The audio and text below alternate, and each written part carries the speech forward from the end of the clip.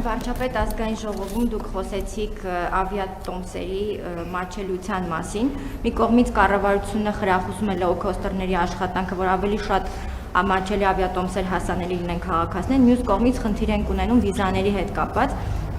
Խնդրում եմ ուշադրություն դարձնել ոչ թե վիզա ստանալու, այլ վիզաների համար հերթագրվելու մասին է։ Տուրիստական սեզոնը որքան մոտենում է, այնքան ավելի է խնդիրը սրվում եւ նույնիսկ միջանկյալ օղակները prime time-ի համար այնպիսի գումարներ են շրջանառում, որ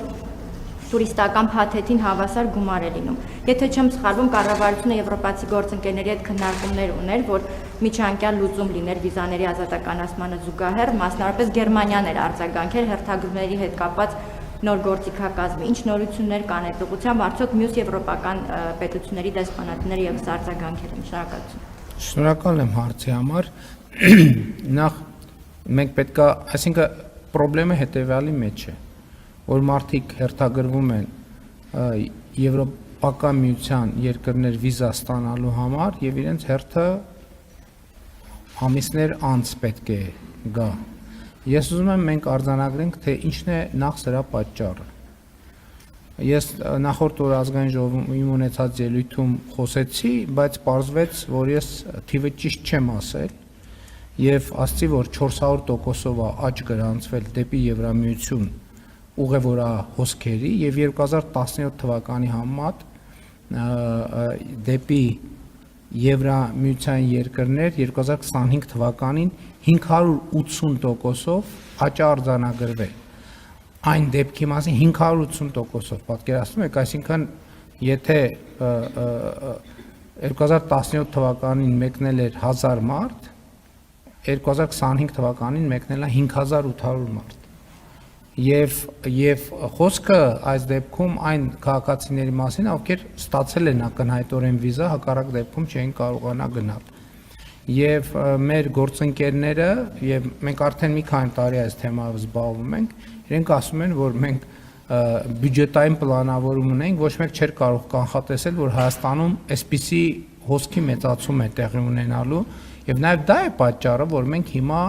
վիզաների ազատականացումն ենք բանակցում եւ մենք համոզված ենք, որ իմիջայլոց այսօր միակ երկիրն է Հայաստանի Հանրապետությունը, որի հետ Եվրամիությունը բանակցում է վիզաների ազատականացման շուրջ եւ ես համոզված եմ, որ մենք շատ արագ, հնարավորինս արագ, լավ էսպես ասենք, արդյունք կարձանագրենք։ Ես ուզում եմ ձեր տված հարցից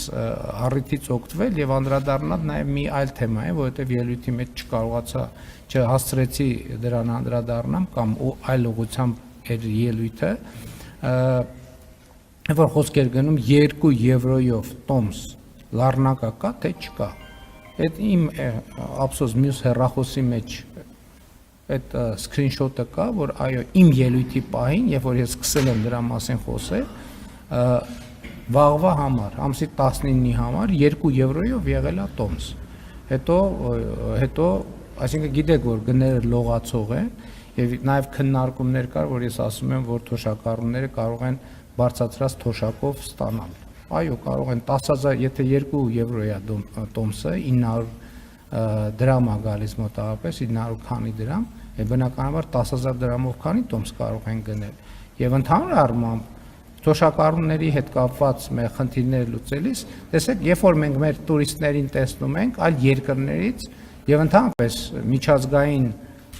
կյանքում շատ ընդունված է, որ մարդիկ իրենք թոշակի տարիքը օգտագործում են ճամփորդելու համար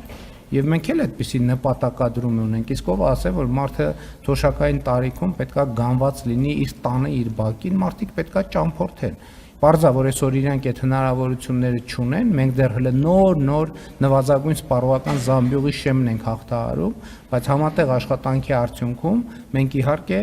համոզված եմ այդ խնդիրը նույնպես կլուծենք, որ նախ թոշակառու մեր սիրելի թոշակառուները սկսեն Հայաստանի Հանրապետության մեջ շատ ճամփորդել, հետո նաև արտերկիր ճամփորդել։ Ի վերջո դա բարեկեցության շատ կարևոր մի էլեմենտ է, բայց նաև ուզում եմ ասել, որ ընթացիկ շրջանում էլ մենք անդադ վերջին անգամ Եվրամիության հետ գործընկերների հետ բանակցություններ, երբ որ մենք ունեցել ենք, ուզում եմ հիշեմ, թե դա որտեղ էր, վերջին բանակցությունների ժամանակ այդ հարցը բարձրացրել ենք եւ իհարկե առաջիկա Եվրամիություն Հայաստան գագաթաժողովի ընթացքում նույնպես այդ հարցը կբարձրացվի։